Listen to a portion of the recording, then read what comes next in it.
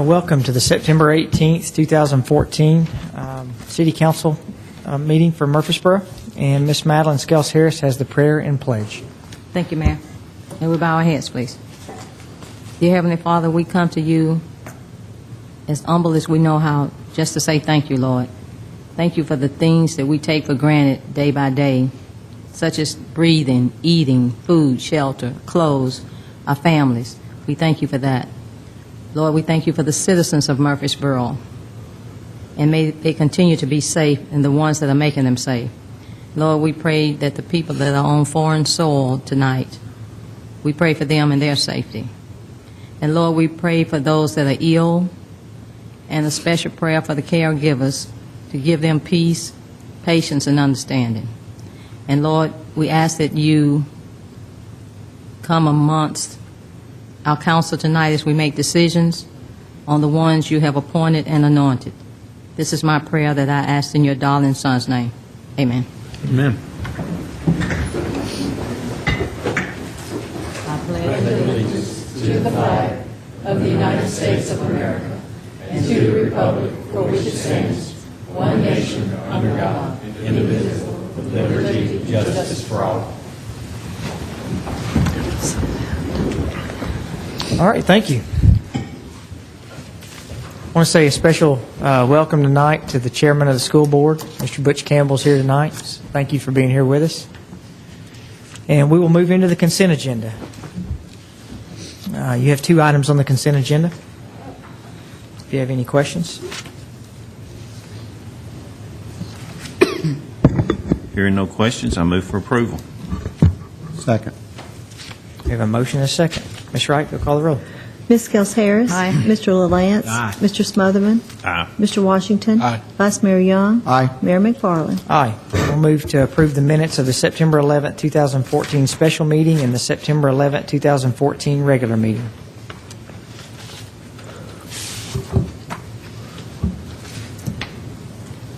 I move for approval. Second. Ms. Scales-Harris and Mr. Washington. Ms. Wright, go call the roll. Ms. Scales-Harris. Aye. Mr. LaLance. Aye. Mr. Smotherman. Aye. Mr. Washington. Aye. Vice Mayor Young. Aye. Mayor McFarland. Aye. New business. We'll hear from the Human Resources Director with regards to payroll changes. Mr. Godwin, good to see you.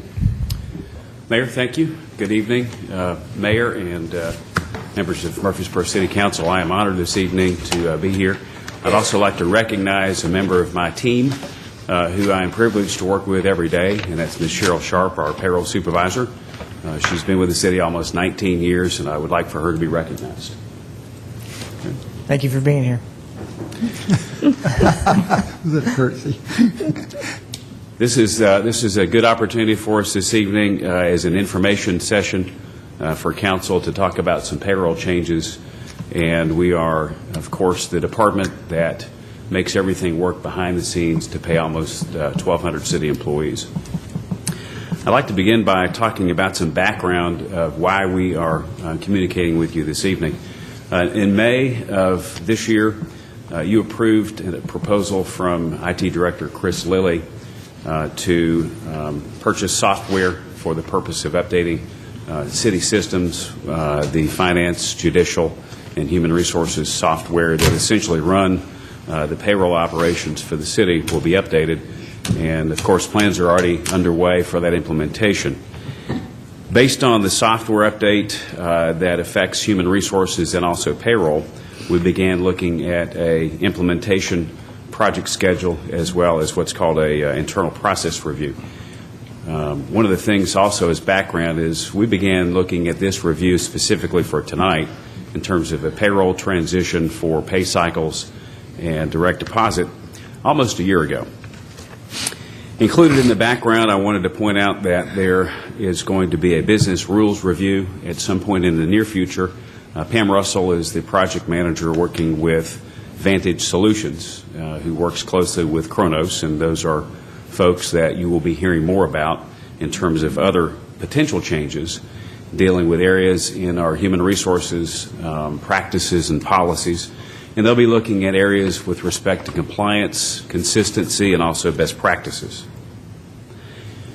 Before we get too much further along, one of the tools that we are using in this transition in communication essentially is a calendar, because as most of us keep up with pay dates and times when we get paid, we also keep up with when we have to make payments.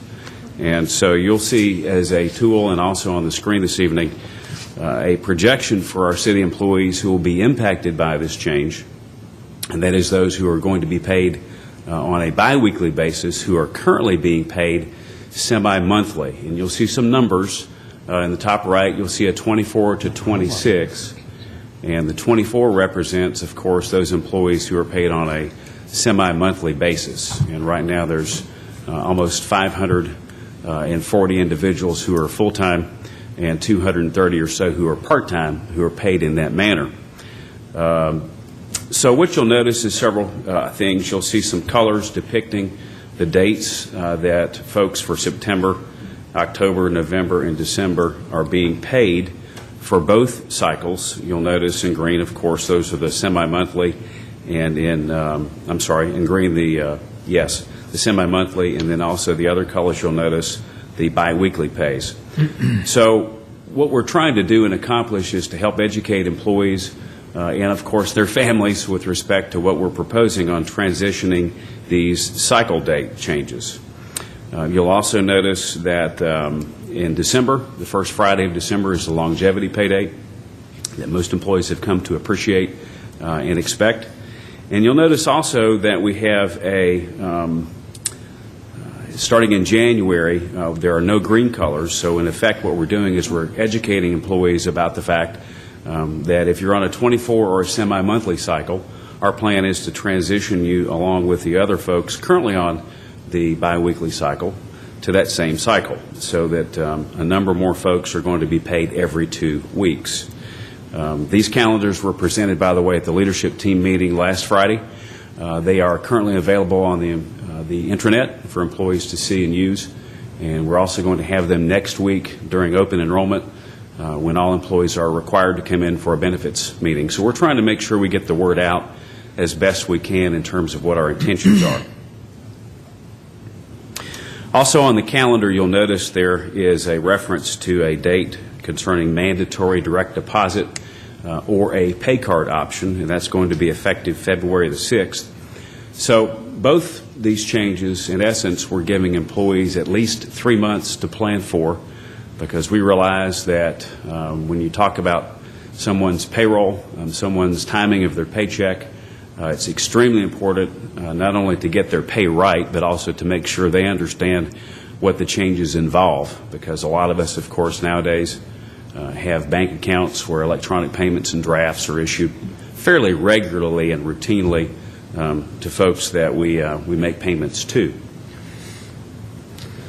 We talked a minute ago about payroll cycles, and I'll mention right now, just for what it's worth, for those of you keeping up with numbers, our payroll right now is $39 million a year at the city, and that encompasses, of course, payments for almost, as we mentioned, 1,250 city employees.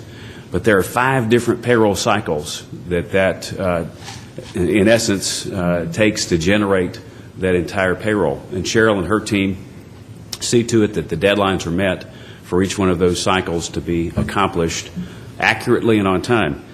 The challenge that this creates, frankly, is that you're always generating payroll, in essence. And in a lot of organizations, there really isn't a choice as to which cycle that you might be on. It just happens that when you're hired there, you're on the cycle that happens to be there. So this particular move is taking a fairly large segment of employees over to a segment who already is on a biweekly cycle. And we think, therefore, that it's a best practice so that the possibility of reducing errors is, of course, right in front of us by doing it that way, but also to make sure that our employees have an opportunity to plan. Perhaps if you have ever been on a biweekly cycle, as I have before, your pay is far more predictable coming every 2 weeks as opposed to being paid on the 1st of the month or the 31st of the month and the 15th, based on when those days fall in the calendar. So we think that that planning will be of significance in communicating out to our employees. So we talked just a second ago about some of the rationale involved for the changes. Since there are 5 cycles, if you look at what happens in the course of a year, there are about 90 payrolls generated in the course of a year. If you add in special pay, if you add in grants, if you add in other types of payments that Cheryl and her team do, it's almost 140 payrolls per year that are generated by Cheryl and her team. Some other things to note is that right now, of the employees who are on the semi-monthly, or about 230 employees, most of those employees are parks and recreation employees. In essence, some of those folks wait almost 4 weeks to receive payment for hours worked. And that just happens to be the lag that's built into the current programming of the system. By moving to the biweekly pay date, we'll eliminate at least one of those 4 weeks, and part-time employees will receive their payment at least a week sooner. Our part-time employees, by the way, are paid in arrears, and in essence, all the full-time employees are paid current. So just so you know that there is a difference between those two. The other thing that it will do by, if you will, collapsing the 24-cycle payroll in is it would help our partners in the finance department with respect to how often payables have to be met for bank accounts. And as again, I've mentioned before, the best practice for organizations that we've talked to over the years is to have 1 cycle biweekly. And incidentally, the best practice is to pay payroll in arrears so that you're not paying people for time they haven't yet worked. But that is not a recommendation this evening. That is far more complicated. It is possibly something we'll hear about from the business practices recommendation that Ms. Russell will be presenting later. Tonight there's an illustration that we have prepared, and the illustration in essence talks about or shows what the impact might look like for an employee who earns $40,000 per year on an annual budgeted salary basis. So we'll point out, of course, that there is not going to be a reduction in pay for the employee's annual budgeted salary. But since an employee will receive 2 more checks during the year, of course, the math indicates that there will be a difference in someone's gross amount for the months leading up to what I call a month where there are 3 checks. And in this particular instance, you'll notice in the month of May that the employee earns far more than a typical month on a semi-monthly cycle. But at the end of the annual budget year, the employee earns the same. So there really isn't a difference in terms of the annual budget year so much as the timing of the check and the amount to keep up with. This is an important point that I'll mention because what we want to do is, as leaders, we want to get out in front and educate our employees about this and also prepare to provide them with resources to better understand this change. The second change that we're talking about is a direct deposit option, and I'll ask Mr. Lyons if you have a question. I just thought we might pause there before we get into the pay card option just to see if there were questions on that part of the recommendation. I've got 2 questions. How many days will this vary as an average of a person moving from one cycle to the other? I'm not sure I understood the question. Okay, if I was getting paid on the 15th before and I'm in the new pay cycle, how many days approximately? Is it going to be 4 days, 5 days difference? Yes, 5 days. Well, it depends, really. If you're being paid on the 31st, for example, and it's the 15th, then you have 16 days between pay dates. In this case, you're paid every 2 weeks. Okay, and here's another question that I don't expect you to know the answer, but Mr. LaLance will. Will a bank move a due date for a payment to accommodate their customers to make this easier for them? I really haven't checked. I think it's worthwhile to check and ask that because if there are some situations or circumstances where employees have drafts coming out of their accounts. A mortgage draft would be the largest single item of that month that's taken out, and it might fall into a 4 or 5 day cycle that could work to the disadvantage of that particular employee. It absolutely could, and I would expect that most people would think about that, and with the 3 months that they have to plan on to contact that, that's an excellent point. The other thing is that the employees who are paid on the semi-monthly wouldn't expect a payment until January the 15th in 2015. Now they'll have it on the 9th. So that, coupled with the fact that they have 3 months to plan, we're hoping will give them time to do just that. But I do agree. My mortgage is due on the 15th, so I'll be checking on that. And one thing that we'd also point out in terms of looking at the employees and the pay cycles that they're at, most of police and fire currently are on the every 2-week pay cycle, so they'll be unaffected on that because that's the pay cycle they're currently being paid on. And that's a fairly large number of employees between both departments. It's 509 employees currently on the 26. So that's 50%. So basically, the way with that last spreadsheet, it looked to me like a $40,000 employee is going to be short about $250 a month in their gross number, which means their net number is a 200, a 180, a 160, whatever, something like that, depending on what their deductions look like per month for those first 4 months, and then it essentially gets all caught up in May, right? Yeah, it would, but that's assuming that everything else is equal, because some folks, of course, don't have quite this same amount of illustration with net, and they have different amounts. But Yeah, by without intents on a and purposes, 40,000. sure, cash flow will be different. Yeah. It will.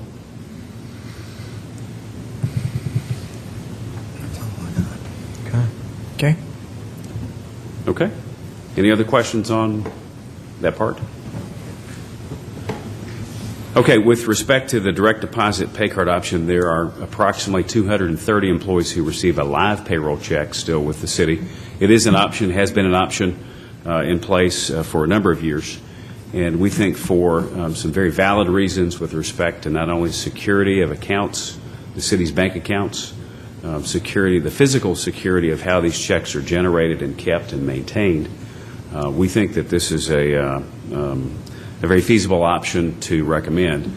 We do know that talking to Rutherford County as well as city schools, they have gone to a pay card option direct deposit in 2011 and 2013.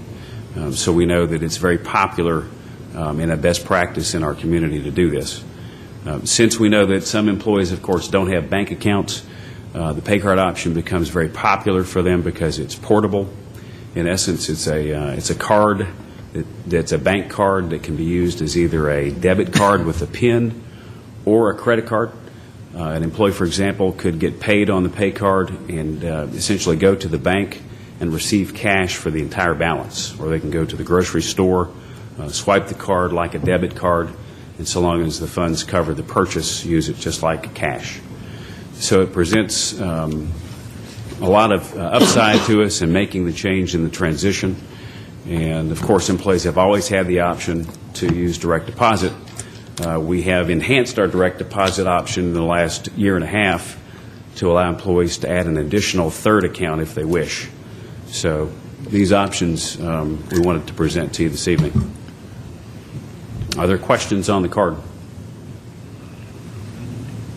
This also, I believe also is a more efficient way. When the checks are issued by the finance department, a representative from the other department has to come down to HR, pick up the physical checks, bring them back to the office, hand them to the employees, and then they're going to need to get them into the bank or cash it. And when it's the pay card, those funds will be available that morning without anybody needing to drive down here, pick it up, drive it back, and then distribute it to the employees. So we think they'll get their money more quickly this way in a lot more effective manner. If there's disruption in that cycle, that person with the check might not get that check that day. In cycle of the delivery of the check from the department head to that particular car wreck, something like that might stop that process, and you've got people that did not get paid. We want to eliminate any possibilities for delay. Glenn, what are Yes. what are any possible pitfalls with that? I'm not real familiar with that. I've had direct deposit in my check forever.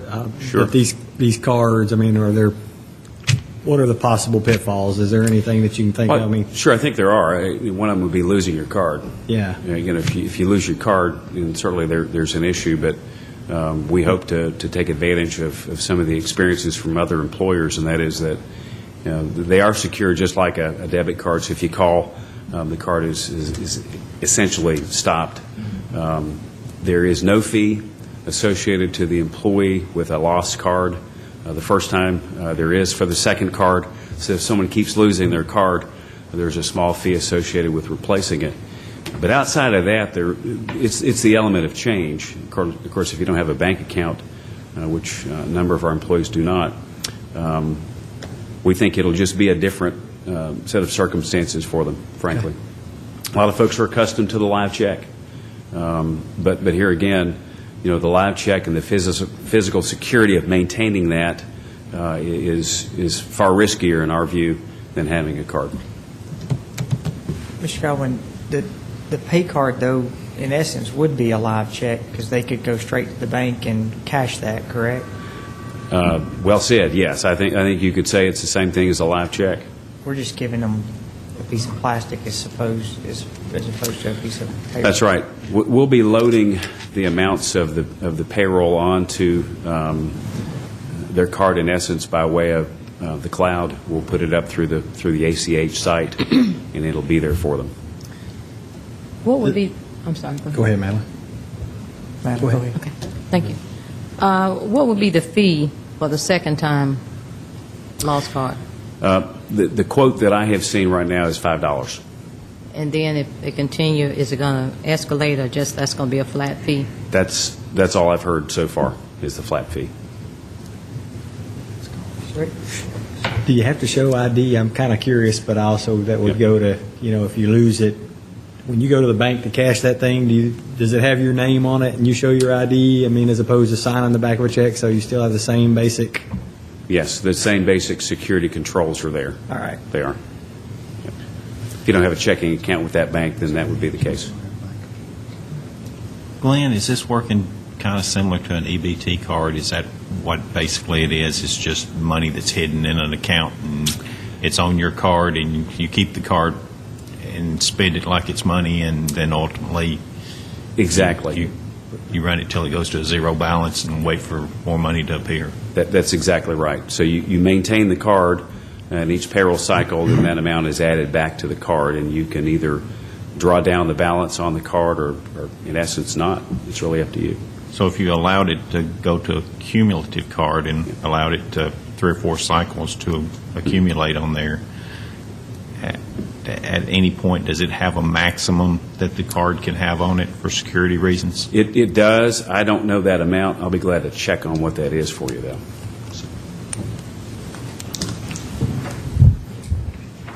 Okay. Does anyone have any other questions? I think you want to talk about the employee communication piece. Yes. We talked just a second ago about the business rules review, but as far as employee communication, of course, that's always the key to any change like this. And I mentioned that we talked to our leadership team.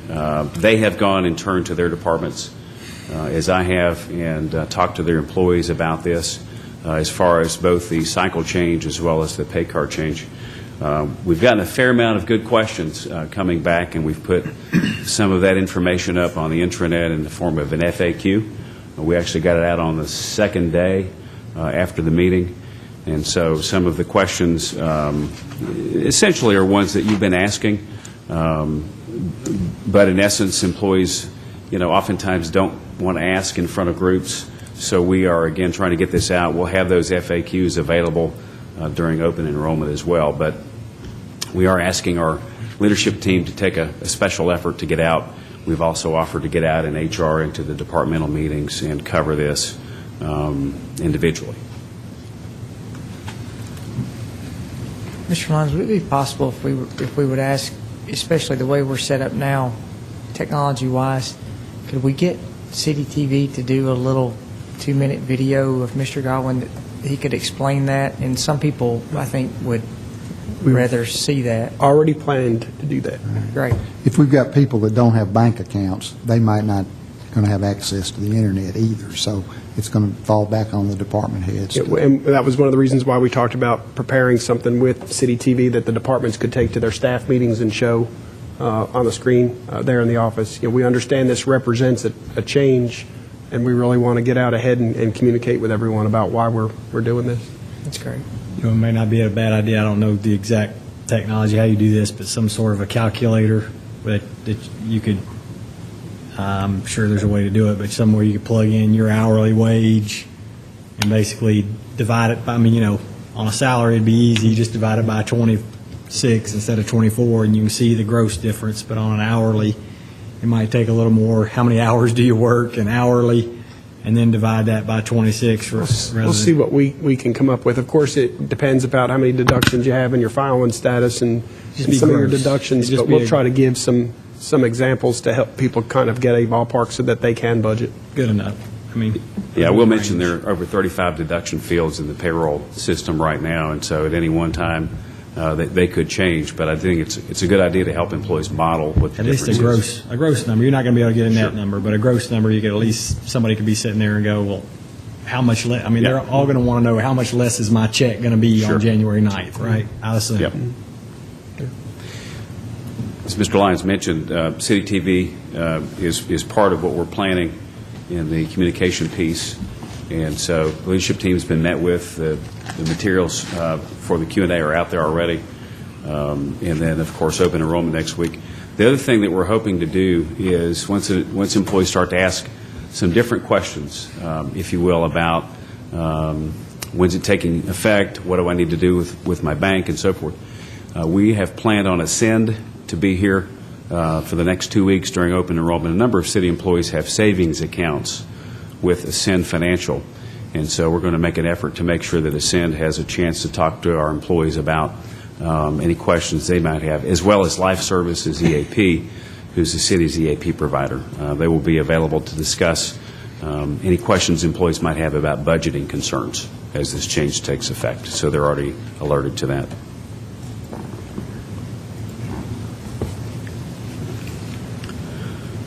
To summarize this evening, of course, these changes are, as we understand, they're sensitive to our employees. We do feel, though, that the best practice of doing this is driving this change and the need to do this change for both the cycles and the direct deposit option. As Mr. Lyons pointed out, almost 509 folks are not affected by the change that are currently paid on a biweekly cycle. I will also point out, we didn't mention this, I don't think yet tonight, that our weekly paid employees will not be affected. And those employees are found in the solid waste department, the street department, and the fleet department, and importantly, the water and sewer department. So none of those employees are affected by this particular change.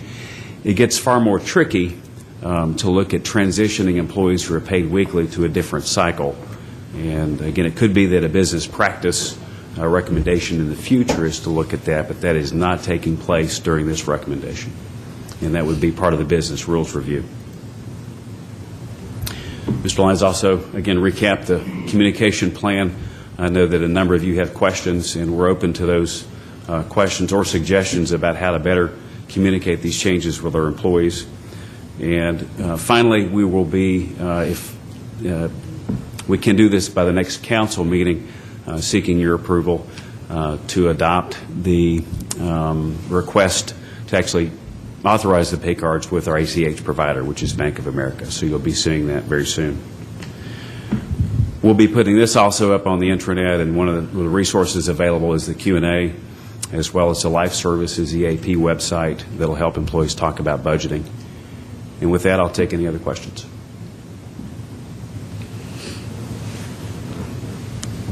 Do we need a motion on this, or is this just No, we more were of an presenting information? this as information only, and we knew this was going to be a change that we believe needs to occur, but we wanted to share it with the council and as we began to reach out to our team. So in case you all get questions, wanted you to be prepared with it. We understand it does represent a change. We want to communicate that change. I know anecdotally, some of our employees who are on the biweekly system right now, they like it.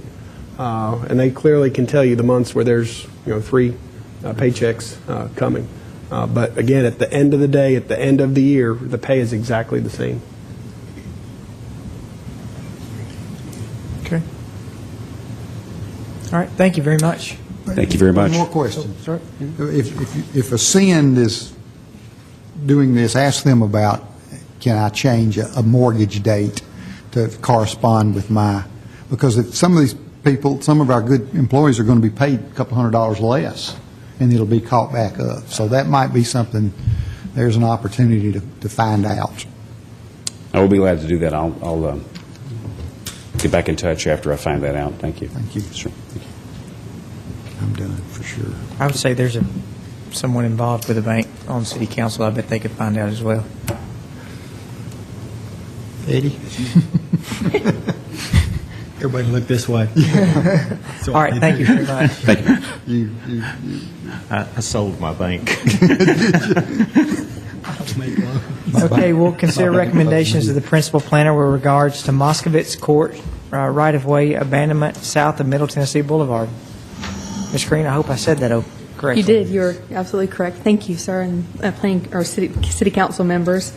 What I'm bringing before you tonight is a recommendation from the Planning Commission to abandon right-of-way known as Moskovitz Court. Moskovitz Court is located south of Middle Tennessee Boulevard, and it's a small portion of right-of-way. That's approximately 0.23 acres or 10,133 square feet. The right-of-way itself is 181 linear feet and is 50 feet wide. This request is coming to you after staff studied a site plan for a company called Orgain Ready Mix, in which they're looking to locate at the terminus of this property. When we reviewed the site, we saw that Moskovitz Court is somewhat different than what we originally anticipated. Moskovitz Court was created in 1999 with a subdivision called Samsonite Boulevard Office Park, Lot 11, and that was the name of the subdivision. And at that time, it was anticipated that along Moskovitz Court, which would eventually terminate in a cul-de-sac, would be several industrial lots that would be able to develop. There's been a change in the circumstances on this property since that time. Almost half of the property that is along Moskovitz Court, which is 5.14 acres, is now owned by the city of Murfreesboro. The city acquired that 5.14 acres to designate it as a wetland and serve as a part of our water quality program. So that took a large portion of the area that was anticipated to be developed as an industrial subdivision out of the picture. There is Lot 11, which is located on the corner of Moskovitz Court and Middle Tennessee Boulevard, which is currently developed with a multi-tenant industrial building, which leaves the one vacant lot. That one vacant lot is the Orgain Ready Mix, which is looking to locate there. So when staff reviewed the site plan, we saw that the right-of-way did not properly terminate in a cul-de-sac, so we asked the developer to look into two options. One would be to extend the right-of-way further and then terminate it in a cul-de-sac. And the reason we would want that cul-de-sac is so that our emergency responder vehicles and our service providers would have a proper place to turn around. Well, knowing that this property wouldn't develop with more lots and that the only other user would be this Orgain Ready Mix, we also recommend that they study the idea of abandoning the right-of-way, which would make that a private drive. The benefit of that would be that the city would no longer be responsible for maintaining that right-of-way, which essentially would just serve two lots. And then so the property owners, the ones who own the two parcels, the one developed and one that's looking to be developed, are the same property owner. And then there's the city of Murfreesboro.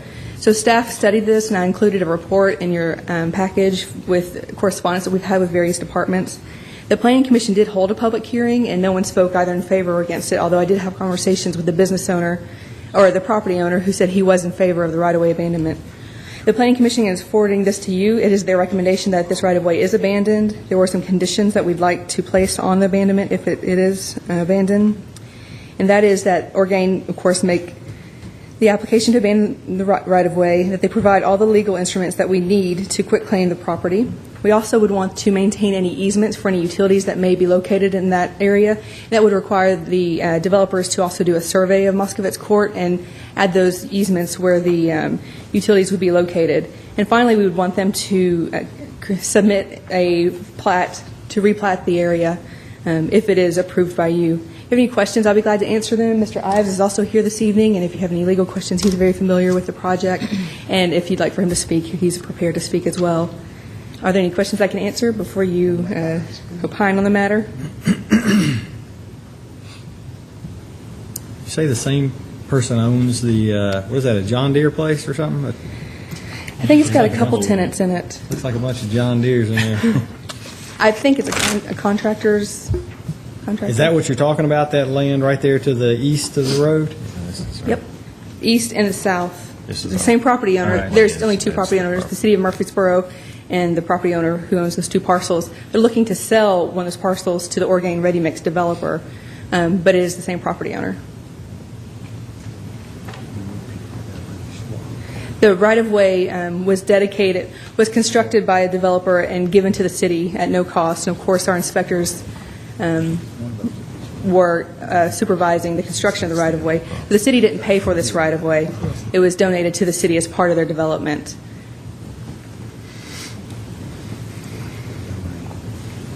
You think it's a good idea? Yes, sir. There you go. All right. Any questions about the right-of-way abandonment?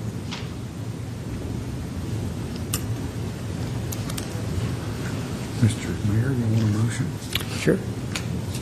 Mayor, I move for approval. Any staff comments? Second. Mr. Young, Mr. Lance, Ms. Wright, will call the roll. Ms. Gels Harris. Aye. Mr. LaLance. Aye. Mr. Smotherman. Aye. Mr. Washington. Aye. Vice Mayor Young. Aye. Mayor McFarland. Aye. Move to board and commission appointments. I have several for you. Recommending Pettis Reed to the St. Clair Senior Citizen Commission, Marcy Richmond to the Library Board to replace Betty Dixon, Earl Hull to the Pension Committee. And that's all the recommendations for me. Move for approval. Second. I have a motion and a second. Ms. Wright, will call the roll. Ms. Gels Harris. Aye. Mr. LaLance. Aye. Mr. Smotherman. Aye. Mr. Washington. Aye. Vice Mayor Young. Aye. Mayor McFarland. Aye. Thank you. Mr. Lyons? Yes, I've got two recommendations for the Power Board to appoint Mayor McFarland to replace Mr. Gilly and to reappoint Ms. Jean Ann Rogers. Be my recommendation. So moved. Second. All right, Ms. Gels Harris, Mr. Washington, Ms. Wright, will call the roll. Ms. Gels Harris. Aye. Mr. LaLance. Aye. Mr. Smotherman. Aye. Mr. Washington. Aye. Vice Mayor Young. Aye. Mayor McFarland. Pass. Okay, any beer permits? Yes, Mayor. We have a special event permit tonight from the Chamber of Commerce for a business after-hours event to be held on October 14th and another one to be held on November 11th. This is per their usual applications for these type of organizations, and everything is in order, and we recommend approval. Okay. Move for approval. Second. All right, we have a motion and a second. Ms. Wright, will call the roll. Ms. Gels Harris. Aye. Mr. LaLance. Aye. Mr. Smotherman. Aye. Mr. Washington. Aye. Vice Mayor Young. Aye. Mayor McFarland. Aye. We have a list of statements to be paid. Mr. Smotherman? I'd move we pay the bills. Second. Have a motion and a second. Ms. Wright, will call the roll. Ms. Gels Harris. Aye. Mr. LaLance. Aye. Mr. Smotherman. Aye. Mr. Washington. Aye. Vice Mayor Young. Aye. Mayor McFarland. Aye. We'll move into other business from the staff or city council, and I've got a couple of items. The first is the memorandum that we have on the city manager evaluation. If there was any things that you wanted to see that were added to or deleted from the city manager evaluation.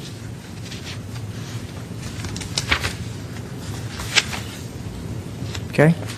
The dates are listed down. I think we've narrowed down to be able to advertise for October the 27th at 10:30 in room 218, hopefully, if Melissa's office is finished. We hope will 218 be ready by then? We'll use the administrative conference room, if that'll work. We'll know that room will be available. Okay. All right. The Monday, the 27th of Yes. October. Monday, the 27th. 2014. Mr. Lyons, let's see when we get closer to where, if 218's opened up, and if it's something, Well, there's another thing being scheduled for room 218. Because we need a computer training room for the new software, it will Okay. transition to a Okay. computer training room when my staff moves back downstairs. okay, At least that's what was proposed. sure. Is that a permanent move? No, sir. Okay. So we'll get it back eventually. Yes, sir. When we get the other facility with the new roof and the remodeling done off-site, where we're reusing an old building, then that room will That's on become Main available. Street. Mm-hmm.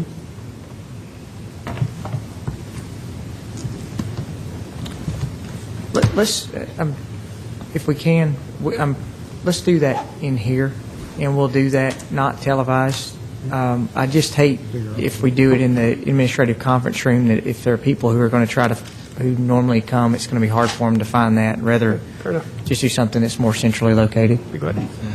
So, unless anyone has an issue with that. I think that's a good suggestion, because, I mean, there's always somebody who wants to come and Yeah. watch. And Right. All right. So you've got that.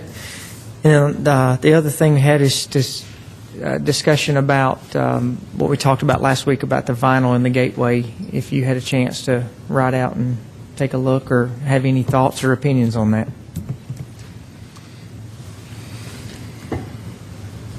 Mayor, I rode out and looked at it, and certainly I think there's a lesson to be learned there. I wasn't on the council at the time that the exception was made, but I think there's a lesson to be learned of making exceptions to, I guess, any overlay as far as that goes. But certainly, I think we probably, if we had it to do over again, would probably choose to do it differently. So I think there was a lesson learned. And just, for point of reference, as y'all look at this and consider any changes you may want to send to staff, right now, vinyl is prohibited in the GDO3, which is the city property, and in the Gateway Design Overlay District, except for those situations where it comes to us as a plan development application. So right now, what it says on the books is vinyl is prohibited unless it comes through the plan development process. So as you begin to look at that, exception can be taken away if that's your desire, but right now, vinyl is not allowed unless it comes through as a plan development application. Should that go back to the planning commission? And that's certainly up to you all if you want that exemption or not. Yeah, I'm probably good. Yeah. Mr. Young? I should this go back to the planning commission, let them look at this again and get their expertise in this, and maybe even run it by the Gateway Design Overlay District group committee.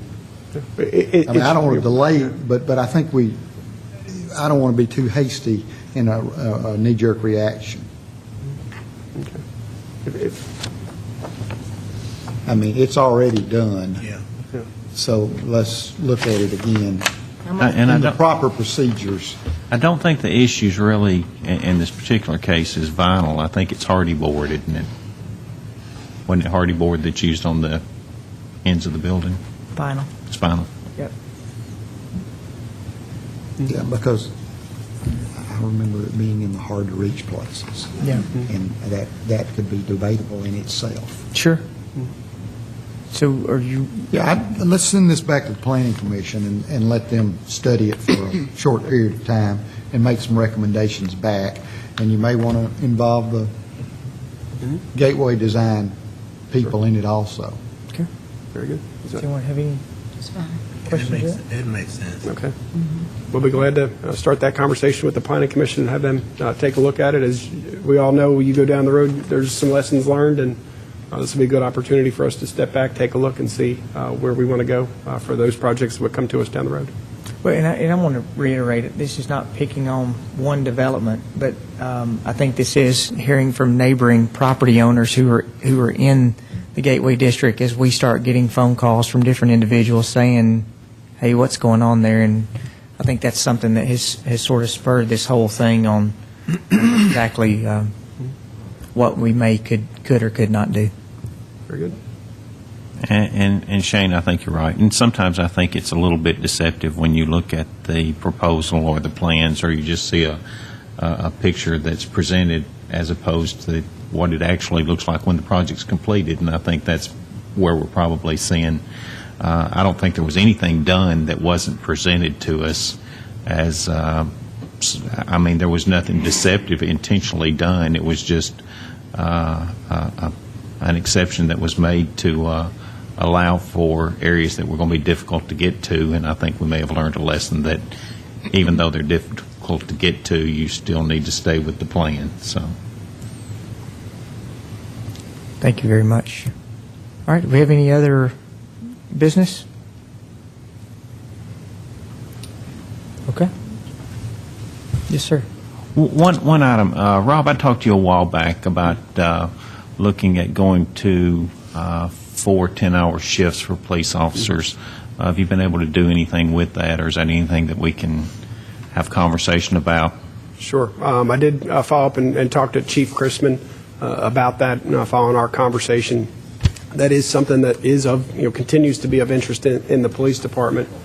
We've been looking at the number of vehicles required to do the 4 10-hour shifts in police. We're getting ready to purchase a good number of vehicles.